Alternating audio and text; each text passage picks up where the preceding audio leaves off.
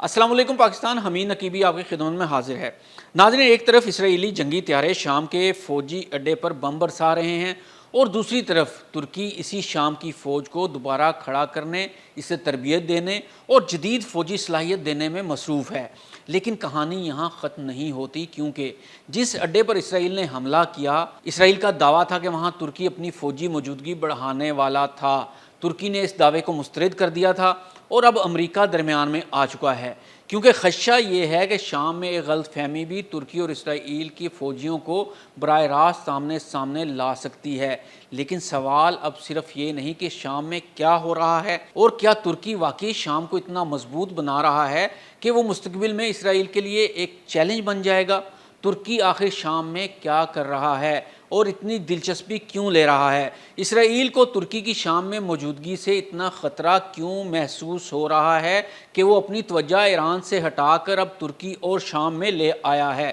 آئیے پوری کہانی سمجھتے ہیں۔ ناظرین، شام کی اسرائیل کے ساتھ صرف ایک زمینی سرحد ہے جو شام کے جنوب مغربی حصے میں واقع ہے اور بنیادی طور پر گولان ہائٹس کے علاقے سے متعلق ہے۔ اس سرحد کی لمبائی تقریباً 76 کلومیٹر ہے، جبکہ دونوں کے درمیان ایک حصہ اقوام متحدہ کے UNDOF فورس کے زیر نگرانی بفر زون پر مشتمل ہے۔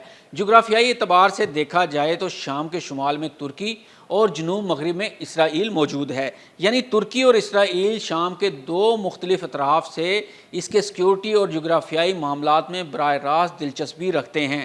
یہی جغرافیائی حقیقت موجودہ صورتحال میں انتہائی اہم ہے، کیونکہ ترکی شمالی شام میں اپنی سیکیورٹی اور فوجی موجودگی بڑھا رہا ہے، جبکہ اسرائیل جنوبی شام اور گولان ہائٹس کے قریب اپنی سیکیورٹی کو مضبوط رکھنے کی کوشش کر رہا ہے۔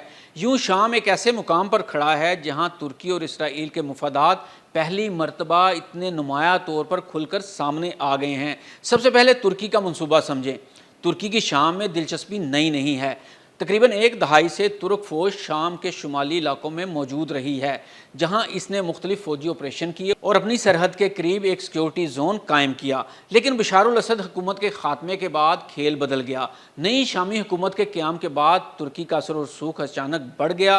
اب انقرہ صرف شام کی سرحدی صورتحال پر نظر نہیں رکھ رہا، بلکہ وہ شام کی نئی فوج کو دوبارہ منظم کرنے میں بھی مدد کر رہا ہے۔ ترکی اور شام نے فوجی تعاون کا معاہدہ کیا، جس کے تحت ترکی شام کو ہتھیاروں کے نظام، لاجسٹک سامان اور فوجی تربیت فراہم کرنے پر آمادہ ہوا۔ یعنی ترکی کا مقصد صرف یہ نہیں کہ شام میں ایک دوست حکومت ہو، بلکہ وہ چاہتا ہے کہ شام کے پاس ایک منظم اور قابل عمل فوجی طاقت بھی موجود ہو، اور یہی وہ مقام ہے جہاں اسرائیل کی تشویش شروع ہوتی ہے۔ اسرائیل کو مسئلہ کیا ہے؟ اسرائیل شام میں ایک مضبوط فوجی طاقت دوبارہ بننے نہیں دیکھنا چاہتا۔ اسرائیل پہلے ہی شام میں کئی بار فوجی کارروائیاں کر چکا ہے، لیکن اب صورتحال بدل رہی ہے، کیونکہ اس مرتبہ شام کے پیچھے صرف دمشق نہیں، ترکی بھی کھڑا ہے۔ ترکی ایک نیٹو رکن ملک ہے، اس کی اپنی مضبوط فوج اور دفاعی صنعت ہے، اور اب وہ شام کے فوجی ڈھانچے میں اپنا کردار بڑھا رہا ہے۔ اسرائیل کے لیے خدشہ یہ ہے کہ اگر شام کی فوج دوبارہ منظم ہو گئی اور اس کے ساتھ ترکی کی فوجی ایکسپرٹیز اور ٹیکنالوجی بھی آ گئی، تو مستقبل کا شام آج کے شام سے بالکل مختلف ہوگا۔ اور پھر آیا 18 اگست کا وہ واقعہ جس نے خطرے کی گھنٹی بجا دی۔ اسرائیل نے شام کے ابو ظہور ایئر بیس پر کم از کم 8 فضائی حملے کیے، رن وے اور فوجی تنصیبات کو نشانہ بنایا گیا۔ اسرائیل کا موقف تھا کہ اسے اطلاعات ملی تھی کہ وہاں ترکی کی فوجی موجودگی بڑھائی جا سکتی ہے، حتیٰ کہ ترک اہلکاروں کے ساتھ ریڈار اور فضائی دفاعی نظام نصب ہونے کا خدشہ بھی ظاہر کیا گیا، اور اسرائیل نے صاف پیغام دیا، شام میں ترکی کی فوجی موجودگی کو جنوب کی طرف بڑھنے نہیں دیا جائے گا۔ لیکن یہاں کہانی ایک اور انتہائی موڑ پر آ جاتی ہے۔ ترکی نے کہا یہ الزام بے بنیاد ہے۔ ترکی نے اسرائیل کے دعوے کو مسترد کر دیا، اور شام نے بھی کہا کہ ابو ظہور میں ترکی فوجی اڈہ بنانے کا کوئی منصوبہ نہیں تھا۔ شامی وزیر خارجہ کے مطابق ترک فوجی حکام وہاں تربیتی سرگرمیوں کے لیے گئے تھے۔ یعنی ایک ہی واقعے کے دو بالکل مختلف تشریحات سامنے آ گئیں۔ اس کا سیدھا جواب یہ ہے کہ ترکی کھل کر یہ تو نہیں کر پا رہا کہ وہ شام کو اسرائیل کے خلاف تیار کر رہا ہے، لیکن اندر کھاتے معاملہ ایسا ہی ہے۔